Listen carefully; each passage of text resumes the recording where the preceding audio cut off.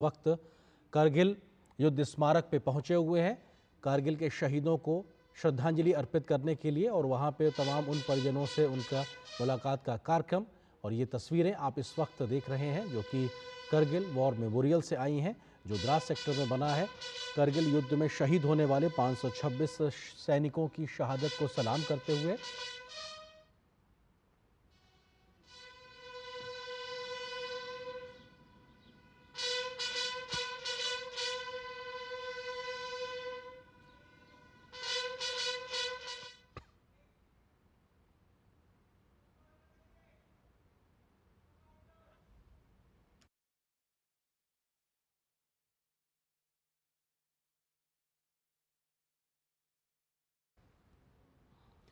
और ये तस्वीरें कारगिल युद्ध स्मारक द्रास से, जहां पे प्रधानमंत्री नरेंद्र मोदी पहुंचे हैं और 140 करोड़ भारतीयों की ओर से उन्होंने श्रद्धांजलि अर्पित की।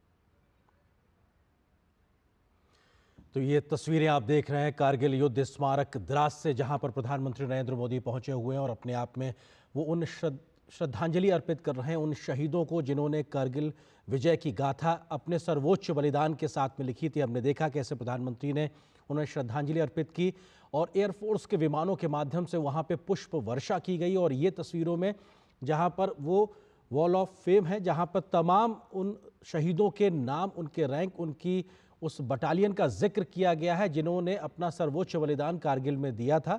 और ये अपने आप में वो दिखाता है कि उन शहीदों की शहादत को याद करने के लिए इस दीवार पर पीतल के बड़ी पट्टिका पर सभी का नाम अंकित किया गया है और यहाँ पर एक विजय स्तंभ के तौर पर उस प्रतीक को भी बनाया गया है जो ये दिखाता है कि कैसे भारतीय रणबांकुरों ने उस दुर्गम इलाके में दुनिया की सबसे ऊंची लड़ी गई लड़ाई को जीत के दिखाया था। हमारे साथ में खास मेहमान सार्गिल युद्ध में अपनी सहभागिता करने वाले कर्नल गिरीश कुमार मेहदी रत्ता जी लगातार जुड़े हुए हैं। और मेहदी रत्ता जी, एक बार फिर से आपसे समझना चाहेंगे कि 25 साल के बाद देश का सर्वोच्च नेतृत्व जब अब उन शहीद जवानों को याद करता है, वह मौजूद है, तो ये दिखाता है कि 140 करोड़ भारतीय सम्मान के साथ में वहाँ मौजूद हैं और सबका सर झुका हुआ है उन शहीदों के शहादत के आगे। कर्नल मेहदी रत्ता जी। बिल्कुल सही कहा आपने, सर झुका हुआ है शहादत के आगे। मैंने आपको बता रहा था कि ये जो लड़ाई हुई है, ये हथियार is important in the war, जरूरी है, but it is man behind the weapon which matters most. And भारतीय सेना का जो ह्यूमन रिसोर्स है, जो यंग ऑफिसर्स हैं, जो सोल्जर्स हैं, उन्होंने जो अपना रण कौशल दिखाया, उस रण कौशल का कहीं पर भी दुनिया में आपको पैरेलल नहीं मिलेगा। मैंने आपको अभी भी पहले भी कह रहा था कि हमारे जो यंग ऑफिसर्स थे, उनकी उम्र सिर्फ 22 साल की एवरेज उम्र थी। और अगर आप रेशियो देखें जो हमारी कैजुअलिटीज हुई हैं उन रणबांकुरों की, उस युद्ध के अंदर करीबन 500 रणबांकुरे जवानों ने अपनी शहादत दी थी। और अगर आप रेशियो देखें तो ये रेशियो बनता है 1:16, यानी एक ऑफिसर के पीछे 16 जवानों की शहादत हुई थी। ये दुनिया में अपने आप में एक बहुत बड़ी मिसाल है। ऐसा सेकेंड वर्ल्ड वॉर से लेकर अभी तक कहीं नहीं हुआ है कि इतने ऑफिसर्स अपनी जान की आहुति दे दें।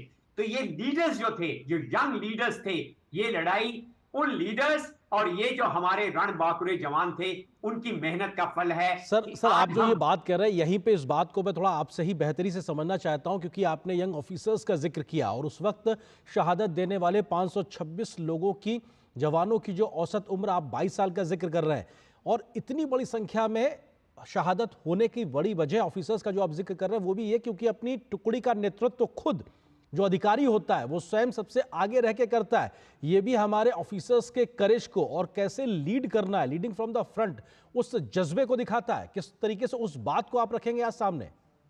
मैं बिल्कुल आपको यही कहना चाह रहा था कि ये जितनी भी लड़ाइयां हुई, वहां जितनी भी लड़ाइयां हुई, चाहे वो बटालिक सेक्टर में हुई, चाहे कारगिल दरास मशको सेक्टर्स में हुई, चाहे वो तोलोलिंग की लड़ाई थी, चाहे वो 5140 की लड़ाई थी, चाहे 4875 की लड़ाई थी, चाहे टाइगर हिल की लड़ाई थी, हर एक लड़ाई में the officers led from the front. जब ऑफिसर आपका आगे चलता है तो जवान is doubly motivated. He says मेरा ऑफिसर आगे जा रहा है, तो उसके अंदर जो जज्बा पैदा होता है, और उस जज्बे की बहुत जरूरत थी उस लड़ाई में। मैं आपको बता रहा था कि ये चोटियां थी जहां पर दुश्मन बैठा हुआ था और हम खुले में नीचे से जा रहे थे, ओपन में वो हमारे ऊपर एम्ड फायर ला रहा था। उसी के बारे में मैं पहले भी बात कर रहा था कि 3 मई से लेकर 13 जून तक हमें सक्सेस इसलिए नहीं मिली थी कि हमारा तोपखाना वहां पूरे तरीके से नहीं पहुंचा था। मगर जब हमारा तोपखाना वहां पहुंचा और दुश्मन का हमने सिर नीचे कर दिया, उसके बाद हमारे रणबांकुरों को रोकने वाला कोई नहीं था। यही मैं कहना चाहता हूं कि दुश्मन के जो 80% कैजुअलिटीज, 80% कैजुअलिटीज कारगिल वॉर में जो हुई हैं, वो आर्टिलरी फायर से हुई हैं। और उसके बाद हमारे लीडर्स और हमारे रणबांकुरों ने जो कार्य कुशलता दिखाई, जो रण कौशल दिखाया, उसकी मेन वजह यही है आज कारगिल की सारी चोटियां जिन पे दुश्मन हमारे ऊपर निफेरियस डिजाइन्स लेके आया था, सब हमारे पास वापस है। जी सर, आप जो बात कह रहे हैं अपने आप में जब उसको सुन रहे हैं तो रोंगटे खड़े होते हैं, क्योंकि वो दृश्य अनायास ही मन में कौंधने लगता है कि कैसे दुर्गम परिस्थितियों में हमारे रणबांकुरों ने इस वीर गाथा को अंजाम दिया। वहां पर उस शहादत के साथ में देश के मान सम्मान, तिरंगे के मान सम्मान के लिए उन्होंने सर्वोच्च बलिदान दिया है। कौन से बड़े पड़ाव आप देखते हैं? आपने एक बात का जिक्र किया कि जब तोपखाने की एक तरीके से वहां हमारी मौजूदगी हुई, वहां से पाकिस्तानियों के पैर पीछे होना शुरू हुए, उसके बाद में तोलोलुंग की पहाड़ियां हो या फिर टाइगर हिल पर पुनः कब्जा करना या अपनी मौजूदगी दर्ज कराना, आपको लगता है कि ये कुछ बड़े ऐसे टर्निंग पॉइंट्स थे जिसकी वजह से हमारे जवानों ने जो कारनामा किया उसने पूरी कहानी पलट के रख दी? कैसे आप याद करते हैं इन तमाम बड़े पड़ाव को?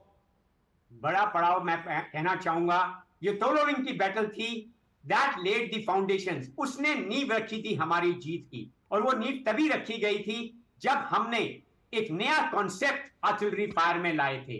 100 गन्स, आप अंदाजा भी नहीं लगा सकते, 100 गन्स हम एक टारगेट के ऊपर मार रहे थे।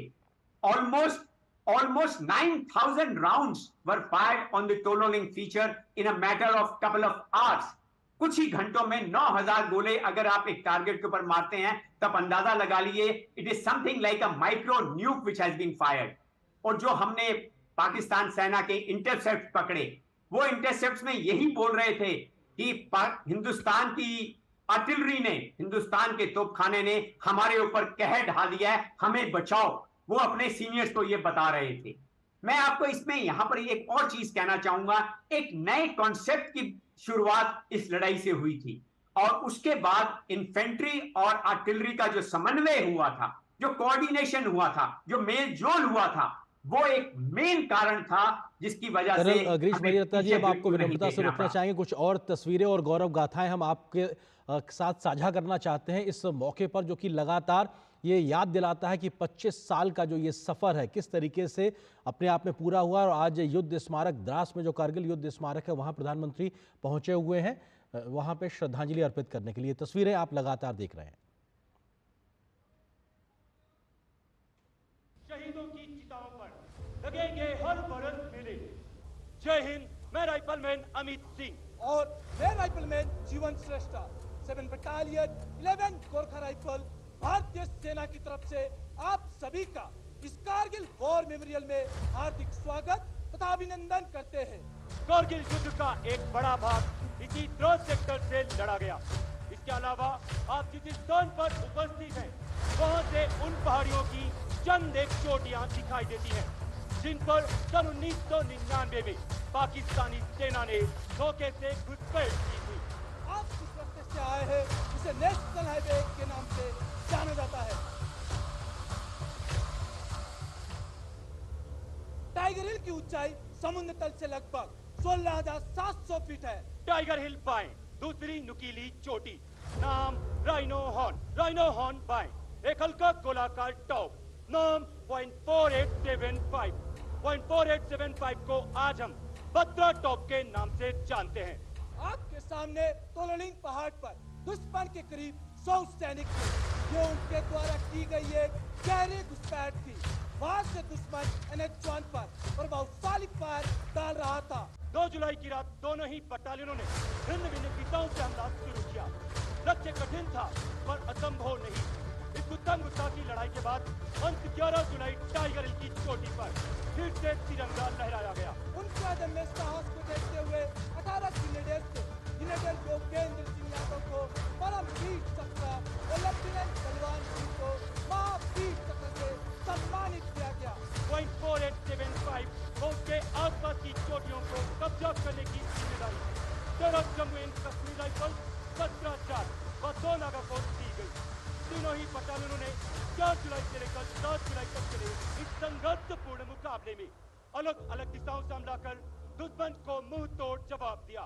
इस ऑपरेशन में 13 जम्मू एंड कश्मीर राइफल के कैप्टन विक्रम बत्रा ने साहस का नया अध्याय लिखते हुए अपने प्राणों को देश के नाम निछावर कर दिया। शहीदों की चिताओं पर लगेंगे हर बरस मेले। जय हिंद, मैं राइफलमैन अमित सिंह। और मैं राइफलमैन जीवन श्रेष्ठ, 7 बटालियन 11 गोरखा राइफल भारतीय सेना की तरफ से आप सभी का इस कारगिल वॉर मेमोरियल में हार्दिक स्वागत तथा अभिनंदन करते हैं। कारगिल युद्ध का एक बड़ा भाग इसी द्रोण सेक्टर से लड़ा गया।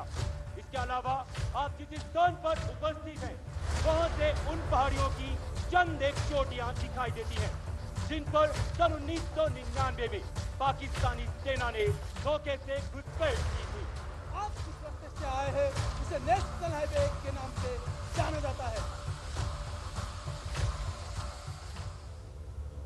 टाइगर हिल की ऊंचाई समुद्र तल से लगभग 16,700 फीट है। टाइगर हिल बाएं, दूसरी नुकीली चोटी, नाम राइनो हॉर्न बाएं, एक हल्का गोलाकार टॉप, नाम 0.4875 को आज हम बत्रा टॉप के नाम से जानते हैं। आपके सामने तोललिंग पहाड़ पर दुश्मन के करीब 100 सैनिक थे। ये उनके द्वारा की गई एक गहरी घुसपैठ थी। वहां से दुश्मन NH-1 पर प्रभावशाली फायर डाल रहा था। 2 जुलाई की रात दोनों ही बटालियनों ने भिन्न भिन्न दिशाओं से हमला शुरू किया। लक्ष्य कठिन था पर असंभव नहीं। इस उत्तम गुस्सा की लड़ाई के बाद अंत 11 जुलाई टाइगर हिल की चोटी पर फिर से तिरंगा लहराया गया। उनके अदम्य साहस को देखते हुए 18 ग्रेनेडियर्स थे, जिन्हें योगेंद्र सिंह यादव को परमवीर चक्र और लेफ्टिनेंट बलवान सिंह को महावीर चक्र से सम्मानित किया गया। 0.4875 फौज के आसपास की चोटियों को कब्जा करने की जिम्मेदारी जम्मू एंड कश्मीर राइफल्स 17-4 व 2 नागा को दी गई। तीनों ही बटालियनों ने 4 जुलाई से लेकर 7 जुलाई तक चले इस संघर्षपूर्ण मुकाबले में अलग अलग दिशाओं से हमला कर दुश्मन को मुंह तोड़ जवाब दिया। इस ऑपरेशन में 13 जम्मू एंड कश्मीर राइफल के कैप्टन विक्रम बत्रा ने साहस का नया अध्याय लिखते हुए अपने प्राणों को देश के नाम निछावर कर दिया। शहीदों की चिताओं पर लगेंगे हर बरस मेले।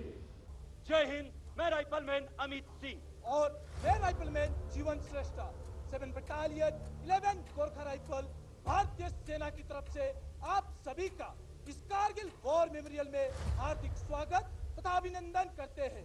कारगिल युद्ध का एक बड़ा भाग इसी द्रोण सेक्टर से लड़ा गया। इसके अलावा आप जिस स्थान पर उपस्थित हैं, वहां से उन पहाड़ियों की चंद एक चोटियां दिखाई देती हैं, जिन पर सन 1999 में पाकिस्तानी सेना ने धोखे से घुसपैठ की थी। आप जिस रास्ते से आए हैं उसे नेशनल हाईवे के नाम से जाना जाता है। टाइगर हिल की ऊंचाई समुद्र तल से लगभग 16,700 फीट है। टाइगर हिल बाएं, दूसरी नुकीली चोटी, नाम राइनो हॉर्न बाएं, एक हल्का गोलाकार टॉप, नाम 0.4875 को आज हम बत्रा टॉप के नाम से जानते हैं। आपके सामने तोललिंग पहाड़ पर दुश्मन के करीब 100 सैनिक थे। ये उनके द्वारा की गई एक गहरी घुसपैठ थी। वहां से दुश्मन NH-1 पर प्रभावशाली फायर डाल रहा था। 2 जुलाई की रात दोनों ही बटालियनों ने भिन्न भिन्न दिशाओं से हमला शुरू किया। लक्ष्य कठिन था पर असंभव नहीं। इस उत्तम गुस्सा की लड़ाई के बाद अंत 11 जुलाई टाइगर हिल की चोटी पर फिर से तिरंगा लहराया गया। उनके अदम्य साहस को देखते हुए 18 ग्रेनेडियर्स थे, जिन्हें योगेंद्र सिंह यादव को परमवीर चक्र और लेफ्टिनेंट बलवान सिंह को महावीर चक्र से सम्मानित किया गया। 0.4875 फौज के आसपास की चोटियों को कब्जा करने की जिम्मेदारी जम्मू एंड कश्मीर राइफल्स 17-4 व 2 नागा को दी गई। तीनों ही बटालियनों ने 4 जुलाई से लेकर 7 जुलाई तक चले इस संघर्षपूर्ण मुकाबले में अलग अलग दिशाओं से हमला कर दुश्मन को मुंह तोड़ जवाब दिया। इस ऑपरेशन में 13 जम्मू एंड कश्मीर राइफल के कैप्टन विक्रम बत्रा ने साहस का नया अध्याय लिखते हुए अपने प्राणों को देश के नाम निछावर।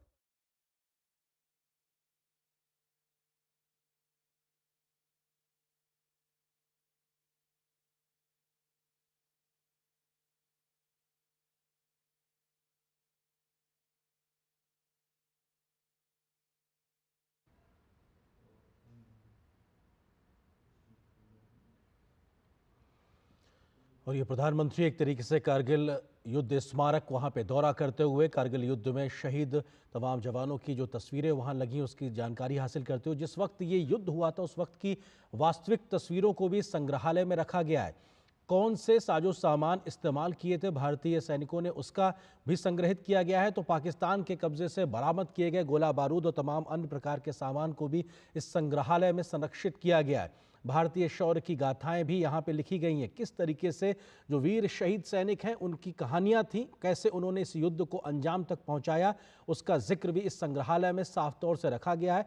किन किन रेजिमेंट्स के तमाम जवानों ने जो अपना योगदान दिया है, जिन हथियारों से इस लड़ाई को लड़ा, लेकिन जो जज्बे की कहानियां हैं वो भी यहाँ पर कविताओं के तरीके से उकेरी गई हैं उनके याद उनको करने के लिए। और ये अपने आप में दिखाता है कि देश के लिए सर्वोच्च बलिदान देने वालों को देश भूला नहीं है।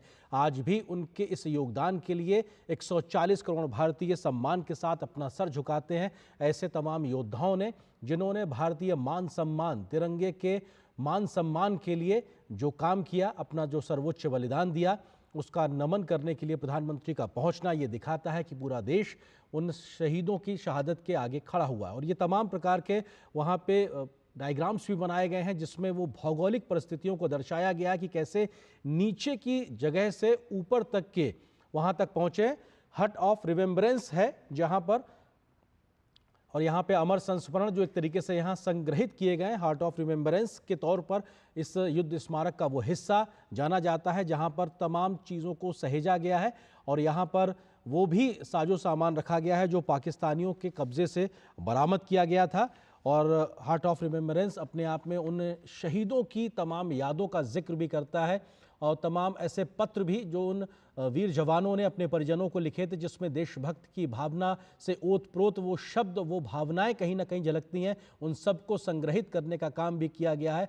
तो सिर्फ इतना ही नहीं कि उन शहीदों को हम याद करते हैं, बल्कि उनके जीवन से जुड़ी हुई, उनकी शौर्य गाथाओं से जुड़ी हुई तमाम बातों को इस रिमेम्बरेंस स्थल पे यहाँ पे रखा गया है। और उसके बारे में प्रधानमंत्री नरेंद्र मोदी जानकारी हासिल करते हुए और विभिन्न जो बटालियंस हैं उनके जो अफसर्स थे, उनके जो जवान थे जिन्होंने अपनी शहादत दी है, जिन्होंने अपनी कुर्बानी दी है, उनकी तस्वीरें भी यहाँ पे मौजूद हैं और उनके नामों को भी अंकित किया गया है। और ये अपने आप में वो उस वक्त की युद्ध के समय की वास्तविक तस्वीरें भी हैं जो यहाँ संग्रहित की गई हैं। तमाम वो युद्ध लड़े जाने वाले साजो सामान भी लिखे हुए हैं और शौर्य गाथाओं को भी यहाँ उकेरा गया है और जिसकी जानकारी प्रधानमंत्री हासिल करते हुए, और ये तमाम वो जगह जो भौगोलिक विषमताओं को दर्शाती हैं कि कैसे नीचे रहते हुए भी हजारों हजार फीट की ऊंचाई पे बैठा हुआ ऊपर दुश्मन जो सीधे टारगेट करने में सक्षम था, बावजूद उसके हौसले को पस्त करते हुए हमने उसको हराकर अपनी विजय गाथा को लिखा है। तो ये तस्वीरें आप लगातार प्रधानमंत्री के दौरे से जुड़ी हुई देख रहे हैं और ये ग्रुप फोटो है जिसमें तमाम वो परिजन मौजूद हैं जिनके परिजनों ने शहादत दी है। उस वक्त के जो तमाम जो शहादत देने वाले लोग हैं उनके परिजन भी मौजूद हैं, प्रधानमंत्री की मौजूदगी है, तमाम सेना के बड़े अधिकारी मौजूद हैं और ये दिखाता है कि परिजनों के साथ पूरा देश आज खड़ा हुआ है और तिरंगे की तले ये सबकी मौजूदगी दिखाता है कि ये भारत माता की जय और भारत के इस तिरंगे और मान सम्मान के लिए पीछे दिख रही इन चोटियों, भले ही ये ज़मीन का एक टुकड़ा मात्र कहा जाए लेकिन वो एक टुकड़ा नहीं, हमारे मान सम्मान का प्रतीक है जिसकी एक एक इंच ज़मीन को हमने अपनी शौर्य की गाथाओं से अपने लहू को बहाकर हासिल किया और दिखाया दुनिया को और दिखाया पाकिस्तान को कि आपकी एक भी नापाक हरकत को हम नेस्तनाबूद कर देंगे। और ये उस अमर गाथा, उस विजय पथ की कहानी है जो हमारे देश के रणबांकुरों ने, सेनाओं ने मिलकर लिखी है आज से 25 साल पहले कारगिल के युद्ध में। और आज 25 साल का ये पड़ाव हमें उन शहीदों की, उन तमाम युद्धकर्मियों के योगदान को याद दिलाता है जिन्होंने अदम्य शौर्य और पराक्रम को दिखाते हुए आज के इस दिन तक पहुंचने का हम देशवासियों को मौका दिया है। 26 जुलाई 1999 वो दिन जब उस वक्त प्रधानमंत्री रहे अटल बिहारी वाजपेयी जी ने युद्ध जीतने की घोषणा की थी और ये कहा था कि अब ये ऑपरेशन विजय पूरा हुआ है और देश ने इस युद्ध को जीत लिया है।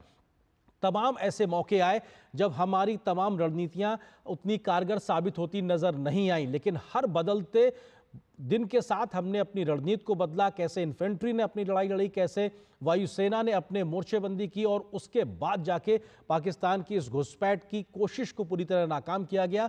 पाकिस्तान के उस वक्त के प्रधानमंत्री नवाज शरीफ अमेरिका दौड़ कर गए थे किसी तरीके से हमको और हमारे देश को बचा लीजिए, क्योंकि हिंदुस्तान ने इस बात का प्रण लिया था कि हम अपनी एक एक इंच जमीन वापस लेने तक रुकने वाले नहीं हैं।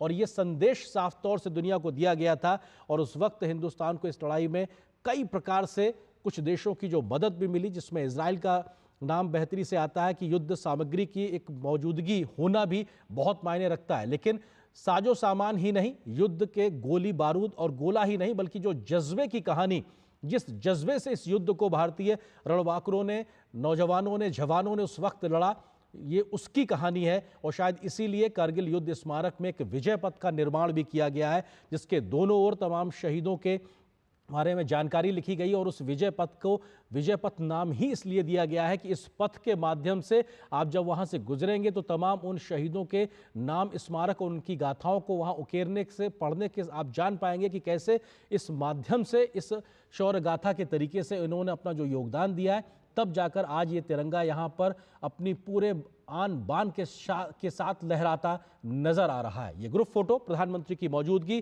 कारगिल युद्ध स्मारक द्रास में और ये वीर भूमि में प्रधानमंत्री ने श्रद्धा सुमन अर्पित किए और अपने आप में पूरे देश की ओर से ये प्रधानमंत्री का सर झुकना ये दिखाता है उन शहीदों के सम्मान में कि पूरा देश आज उनके सम्मान में अपना सर झुकाकर खड़ा हुआ है, नतमस्तक है, क्योंकि देश के लिए जब उन्होंने कुर्बानी दी तब जाकर आज देश तरक्की के इस रास्ते पे आगे बढ़ता नजर आ रहा है। चाहे वो आर्थिक सामाजिक गतिविधियों में हम जो भी ऊंचाइयां हासिल कर रहे हैं, आज वैश्विक पटल पर भारत को जो भी मान सम्मान मिल रहा है, उसकी बड़ी वजह ये है कि हमारे सीमाओं को सुरक्षित रखने के लिए जो योगदान देश की सेना, वायुसेना, नौसेना देती है, वो अपने आप में अतुलनीय है। खुला सुरंग प्रथम विस्फोट कार्यक्रम के ऐतिहासिक समारोह में माननीय प्रधानमंत्री श्री नरेंद्र मोदी जी एवं सभी गणमान्य अतिथिगणों का हार्दिक स्वागत एवं अभिनंदन करती हूं। जैसे कि आप सभी को ज्ञात है कि शृंखला सुरंग के निर्माण कार्य का शुभ आरंभ माननीय प्रधानमंत्री जी के कर कमलों द्वारा पहले विस्फोट से किया जाएगा। सर्वप्रथम आपके सामने प्रस्तुत है शृंखला सुरंग की रणनीतिक और आर्थिक महत्व के ऊपर तैयार किया गया एक चलचित्र।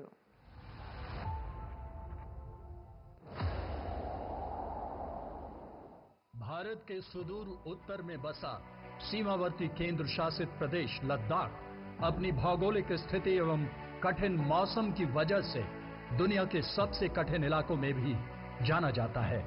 विगत एक दशक से राष्ट्र ने माननीय प्रधानमंत्री श्री नरेंद्र मोदी के गतिशील नेतृत्व में न केवल विरोधियों के नापाक इरादों पर काबू पाने के लिए सक्रिय दृष्टिकोण अपनाया है, बल्कि सीमा पर बुनियादी ढांचे के निर्माण की गति को भी बढ़ावा दिया है। बॉर्डर एरिया डेवलपमेंट और सीमा पर सड़कें, पुल बनाने का काम भी बहुत तेजी से हुआ है। मनाली और लेह के बीच निर्माणाधीन निमू पदम दारचा रोड पर शृंखला दर्रे पर 4,800 मीटर की ऊंचाई पर दुनिया की सबसे ऊंची शृंखला सुरंग के निर्माण की मंजूरी भारत सरकार की सक्रिय पहलों में से एक है। सीमा सड़क संगठन को इस महत्वाकांक्षी परियोजना के कार्यान्वयन की जिम्मेदारी सौंपी गई है। 4.10 किलोमीटर लंबी शृंखला सुरंग शृंखला दर्रे को बाईपास करेगी, जो हर साल 4 से 5 महीनों के लिए 15 से 20 फीट बर्फ से ढका रहता है। ये सुरंग ट्विन ट्यूब होगी तथा इसमें हर 500 मीटर पर क्रॉस पैसेज उपलब्ध कराए जाएंगे। इस सुरंग के निर्माण से 4 किलोमीटर यात्रा की दूरी और 30 मिनट की समय में कमी आएगी। आज शृंखला टनल का निर्माण कार्य माननीय प्रधानमंत्री श्री नरेंद्र मोदी जी के कर कमलों द्वारा प्रथम विस्फोट के साथ शुरू किया जाएगा। अपने रणनीतिक सैन्य महत्व के अलावा यह सुरंग लद्दाख को हर मौसम में कनेक्टिविटी प्रदान करेगी और हिमाचल प्रदेश तथा लद्दाख में सामाजिक और आर्थिक विकास को बढ़ावा देगी। शृंखला सुरंग का निर्माण भारत के माननीय प्रधानमंत्री श्री नरेंद्र मोदी के विकसित भारत और आत्मनिर्भर भारत के सपने को साकार करने की दिशा में एक बड़ा कदम होगा। यहां उपस्थित सभी अतिथिगणों को अब मैं वीडियो लिंक के माध्यम से यहां से 500 किलोमीटर दूर शृंखला ले चलती हूं। आप सभी से अनुरोध है कि आप अपने सामने लगी 2 डेटा स्क्रीन की ओर ध्यान दें, जहां शृंखला सुरंग का उत्तर पोर्टल दर्शाया जा रहा है, जिसका निकास नीमू की ओर होगा। ये समुद्र तल से 4800 मीटर की ऊंचाई पर स्थित है और शृंखला शिखर से 3 किलोमीटर पहले है। अब मैं माननीय प्रधानमंत्री जी से अनुरोध करती हूं कि वे रिमोट के माध्यम से शिलालेख का अनावरण करते हुए प्रथम विस्फोट करने की अनुमति प्रदान करें।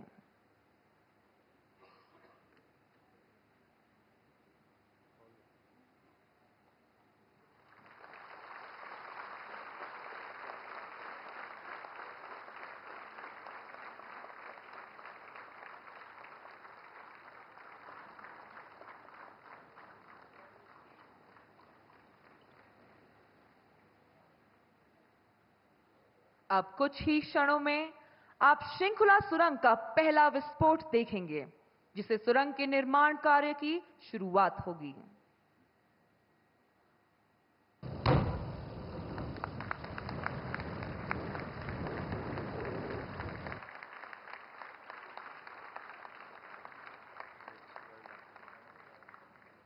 प्रधानमंत्री जी, आपके कुशल नेतृत्व में हमारा देश तेजी से प्रगति कर रहा है। आपकी दूरदर्शिता और सशक्त नीतियों ने हमें आत्मनिर्भर भारत की ओर अग्रसर किया है। मैं आपसे निवेदन करती हूं कि वे इस शुभ अवसर पर अपने बहुमूल्य वचनों से हम सभी का हौसला बढ़ाते हुए हमारा मार्गदर्शन करने की कृपा करें। माननीय प्रधानमंत्री जी।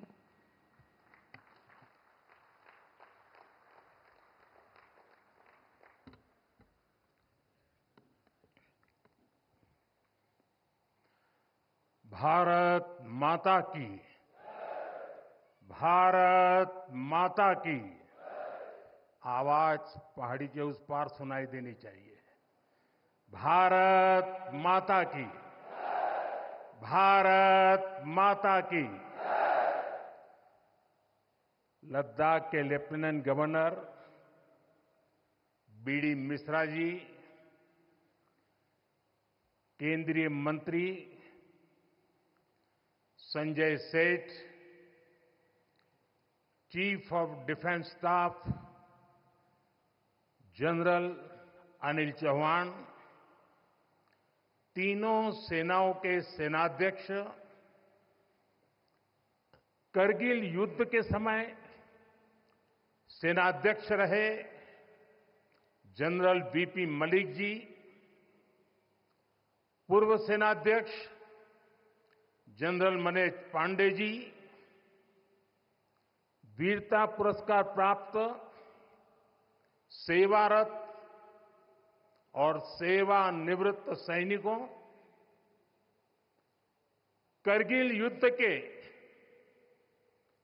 बहादुर वीरों की माताएं,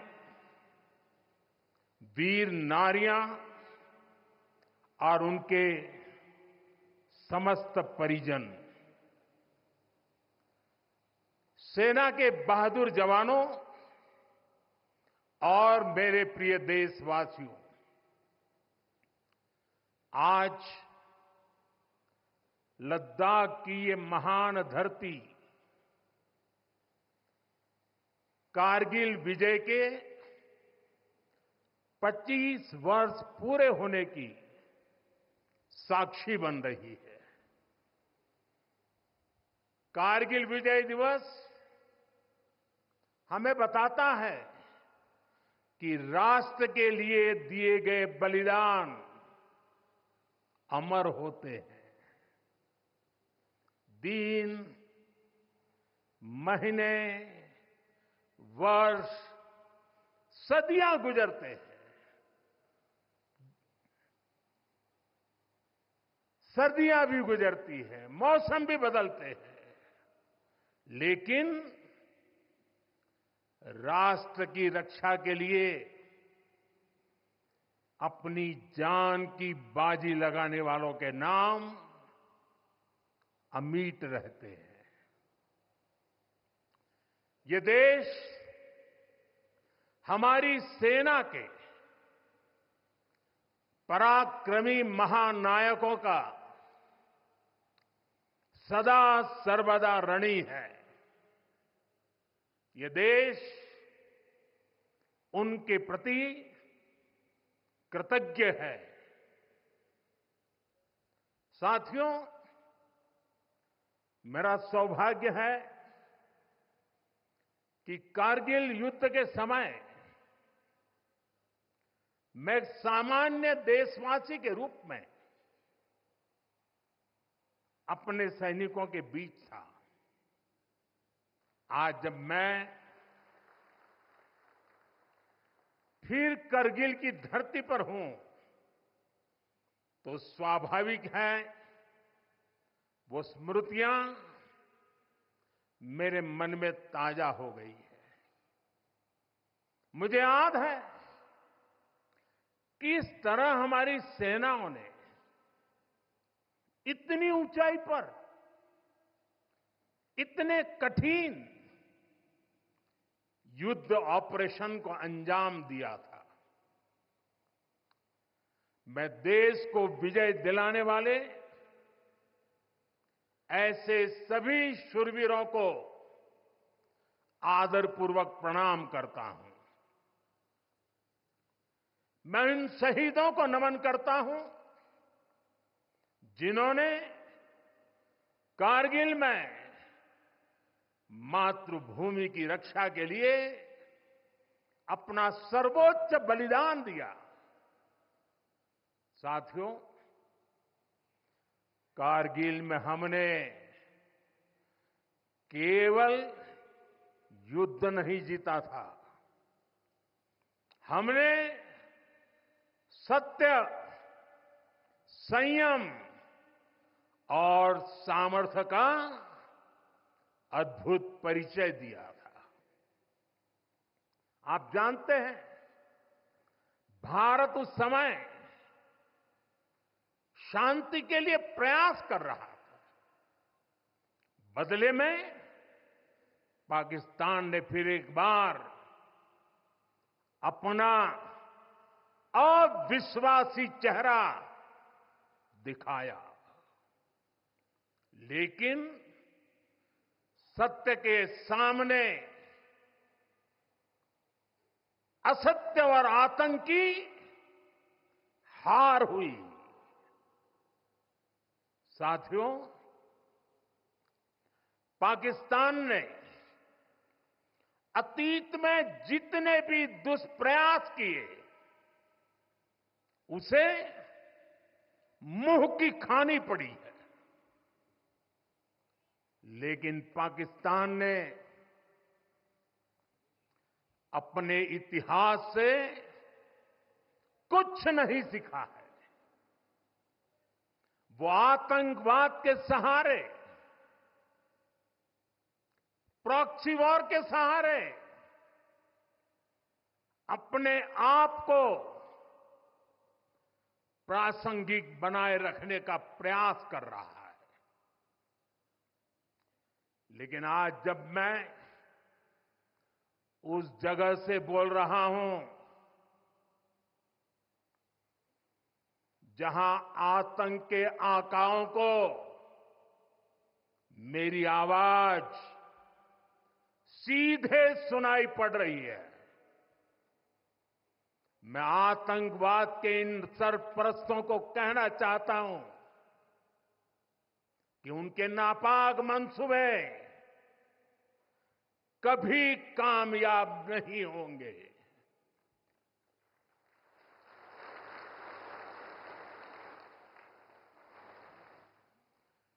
आतंकवाद को हमारे जाबाज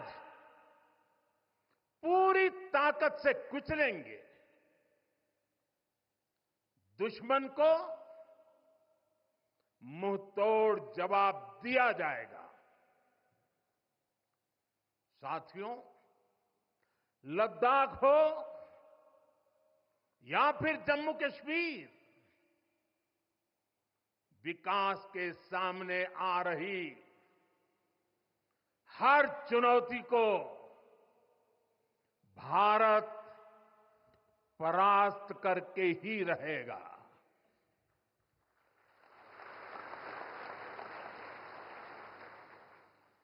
कुछ ही दिन बाद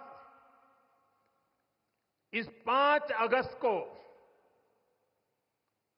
आर्टिकल 370 का अंत हुए 5 वर्ष पूरे होने जा रहा है। जम्मू कश्मीर आज नए भविष्य की बात कर रहा है, बड़े सपनों की बात कर रहा है। जम्मू कश्मीर की पहचान G20 जैसी ग्लोबल समिट की अहम बैठक करने के लिए हो रही है। इंफ्रास्ट्रक्चर डेवलपमेंट के साथ साथ जम्मू कश्मीर लेह लद्दाख में टूरिज्म सेक्टर भी तेजी से ग्रो कर रहा है। दशकों बाद कश्मीर में सिनेमा घर खुला है। 3.5 दशक के बाद पहली बार श्रीनगर में ताजिया निकला है। धरती का हमारा स्वर्ग तेजी से शांति और सौहार्द की दिशा में आगे बढ़ रहा है। साथियों, आज लद्दाख में भी विकास की नई धारा बनी है।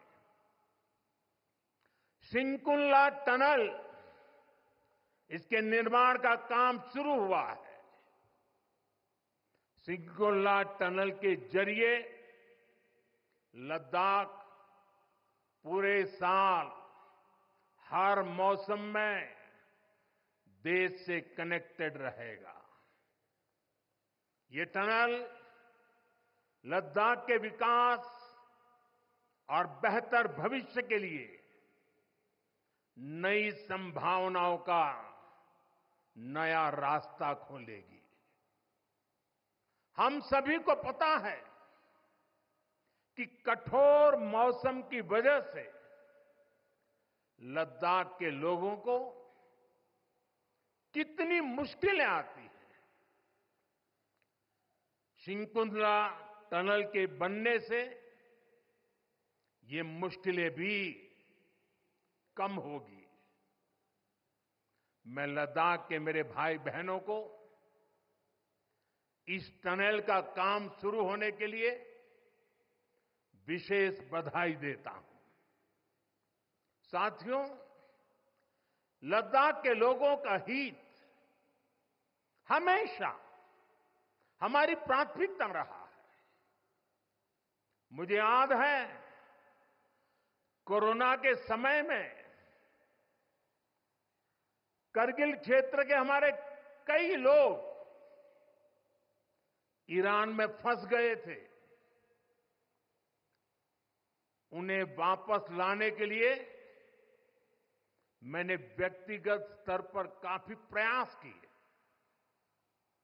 ईरान से लाकर उन्हें जैसलमेर में ठहराया गया था और जब स्वास्थ्य की दृष्टि से पूरी तरह संतोषजनक रिपोर्ट मिले, उसके बाद उन सबको उनके घर तक यहां पहुंचाया था। हमें संतोष है कि हम अनेकों जिंदगियों को बचा पाए। यहां के लोगों की सुविधाएं बढ़े, ईज ऑफ लिविंग बढ़े, इसके लिए भारत सरकार निरंतर प्रयास कर रही है। बीते 5 वर्षों में ही हमने लद्दाख के बजट को 1100 करोड़ से बढ़ाकर 6000 करोड़ रुपए कर दिया है।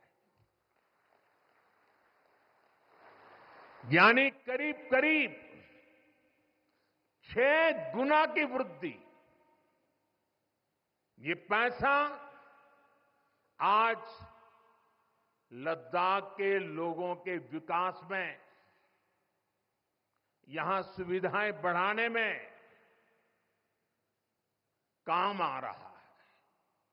आप देखिए, सड़क, बिजली, पानी, शिक्षा, पावर सप्लाई, रोजगार, लद्दाख में हर दिशा में दृश्य भी बदल रहा है, परिदृश्य भी बदल रहा है।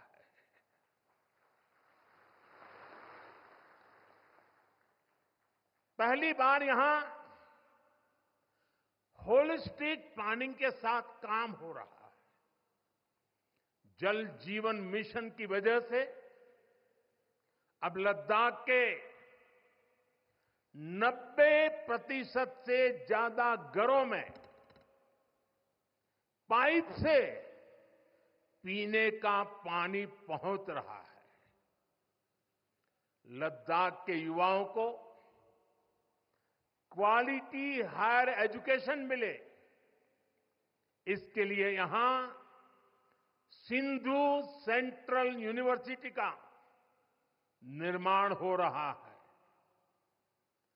पूरे लद्दाख क्षेत्र को 4G नेटवर्क से जोड़ने का काम भी चल रहा है।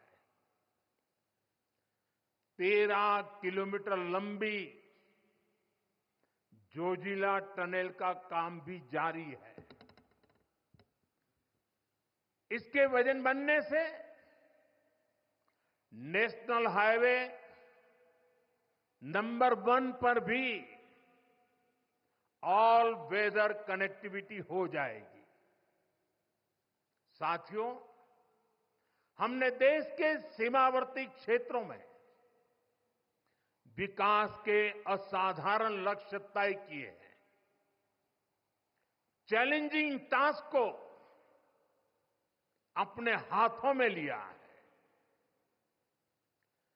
बॉर्डर रोड ऑर्गेनाइजेशन बीआरओ ने ऐसे लक्ष्यों को पूरा करने के लिए अभूतपूर्व गति से काम किया है। बीआरओ ने पिछले 3 साल में ही 330 से ज्यादा इंफ्रास्ट्रक्चर प्रोजेक्ट पूरे किए हैं। इसमें लद्दाख के विकास कार्यों से लेकर पूर्वोत्तर में सेला टनल जैसे प्रोजेक्ट भी शामिल है। मुश्किल टेरेन्स में विकास की एक गति नए भारत की क्षमता और दिशा दोनों दिखाते हैं। साथियों, आज की वैश्विक परिस्थितियां पहले से अलग है। इसलिए हमारी सेनाओं को हथियारों और उपकरणों के साथ साथ कार्यशैली और व्यवस्थाओं में भी आधुनिक होना चाहिए। इसलिए देश दशकों से डिफेंस सेक्टर में बड़े रिफॉर्म्स की जरूरत महसूस करता रहा था। सेना स्वयं वर्षों से इसकी मांग कर रही थी, लेकिन दुर्भाग्य से पहले इसे उतना महत्व नहीं दिया गया। बीते 10 वर्षों में हमने डिफेंस रिफॉर्म्स को रक्षा क्षेत्र की पहली प्राथमिकता बनाया है। इन रिफॉर्म्स के कारण आज हमारी सेनाएं ज्यादा सक्षम हुई हैं, आत्मनिर्भर हो रही है। आज डिफेंस प्रोक्योरमेंट में बड़ी हिस्सेदारी भारतीय डिफेंस इंडस्ट्री को दी जा रही है। डिफेंस में रिसर्च एंड डेवलपमेंट बजट का भी 25% प्राइवेट सेक्टर के लिए रिजर्व किया गया है। ऐसे ही प्रयासों का परिणाम है कि भारत का डिफेंस प्रोडक्शन अब 1.25 लाख करोड़ रुपए से ज्यादा हो चुका है। कभी भारत की गिनती हथियार मंगाने वाले देश के रूप में भी थी। अब भारत एक्सपोर्टर के तौर पर अपनी पहचान बना रहा है।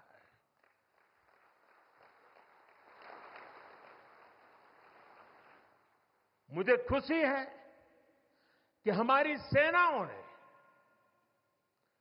5,000 से ज्यादा हथियारों और ये सैन्य उपकरणों की लिस्ट बनाकर ये तय किया है कि अब ये 5,000 आइटम्स बाहर से नहीं मंगवाए जाएंगे। मैं इसके लिए सेना नेतृत्व को बधाई देता हूं।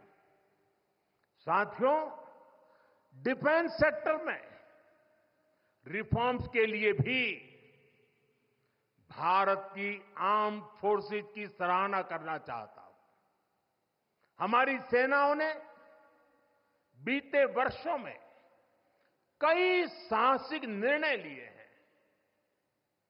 सेना द्वारा किए गए जरूरी रिफॉर्म्स का एक उदाहरण अग्निपथ स्कीम भी है। दशकों तक संसद से लेकर अनेक कमेटी तक में सेनाओं को युवा बनाने पर चर्चाएं होती रही है। भारत के सैनिकों की औसत आयु, एवरेज एज, ग्लोबल एवरेज से ज्यादा होना, ये हम सबकी चिंता बढ़ाता रहा है। इसलिए ये विषय बरसों तक अनेक कमिटियों में भी उठा, लेकिन देश की सुरक्षा से जुड़ी इस चुनौती के समाधान की पहले इच्छा शक्ति नहीं दिखाई गई। शायद कुछ लोगों की मानसिकता ही ऐसी थी कि सेना मतलब नेताओं को सलाम करना, परेड करना। हमारे लिए सेना मतलब 140 करोड़ देशवासियों की आस्था। हमारे लिए सेना मतलब 140 करोड़ देशवासियों की शांति की गारंटी। हमारे लिए सेना मतलब देश की सीमाओं को सुरक्षा की गारंटी। अग्निपथ योजना के जरिए देश ने इस महत्वपूर्ण सपने को एड्रेस किया है। अग्निपथ का लक्ष्य सेनाओं को युवा बनाना है। अग्निपथ का लक्ष्य सेनाओं को युद्ध के लिए निरंतर योग्य बनाए रखना है। दुर्भाग्य से राष्ट्रीय सुरक्षा से जुड़े इतने संवेदनशील विषय को कुछ लोगों ने राजनीति का विषय बना दिया है। कुछ लोग सेना के इस रिफॉर्म पर भी अपने व्यक्तिगत स्वार्थ में झूठ की राजनीति कर रहे हैं। ये वही लोग हैं जिन्होंने सेनाओं में हजारों करोड़ के घोटाले करके हमारी सेनाओं को कमजोर किया। ये वही लोग हैं जो चाहते थे कि एयरफोर्स को कभी आधुनिक फाइटर जेट न मिल पाए। ये वही लोग हैं जिन्होंने तेजस फाइटर प्लेन को भी डिब्बे में बंद करने की तैयारी कर ली थी। साथियों, सच्चाई ये है कि अग्निपथ योजना से देश की ताकत बढ़ेगी और देश का सामर्थ्यवान युवा भी मातृभूमि की सेवा के लिए आगे आएगा। प्राइवेट सेक्टर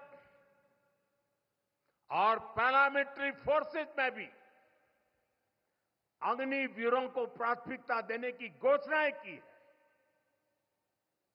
मैं तो हैरान हूं,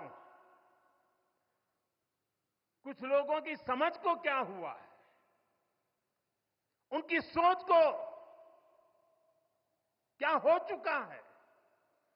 ऐसा भ्रम फैला रहे हैं कि सरकार पेंशन के पैसे बचाने के लिए ये योजना लेकर आई है। मैं जरा ऐसे लोगों की सोच से शर्म आती है, लेकिन मैं ऐसे लोगों से पूछना चाहता हूं, जरा कोई मुझे बताए, आज मोदी के शासनकाल में जो भर्ती होगा, क्या आज ही उसको पेंशन देना है क्या?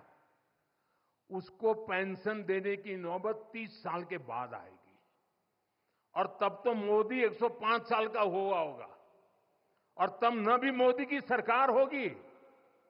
क्या मोदी जब 105 साल का होगा, 30 साल के बाद जो पेंशन बचेगा उसके लिए मोदी ऐसा राजनीतिक है जो आज गाली खाएगा?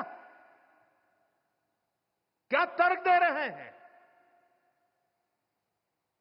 लेकिन साथियों, मेरे लिए दल नहीं, देश सर्वोपरि है।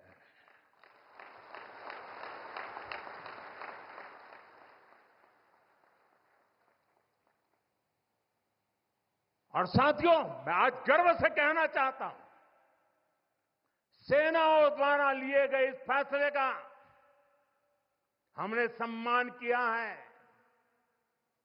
और जैसा मैंने पहले कहा, हम राजनीति के लिए नहीं, राष्ट्र नीति के लिए काम करते हैं। हमारे लिए राष्ट्र की सुरक्षा सर्वोपरि है। हमारे लिए 140 करोड़ की शांति ये सबसे पहले है। साथियों, जो लोग देश के युवाओं को गुमराह कर रहे हैं, उनका इतिहास साक्षी है कि उन्हें सैनिकों की कोई परवाह नहीं है।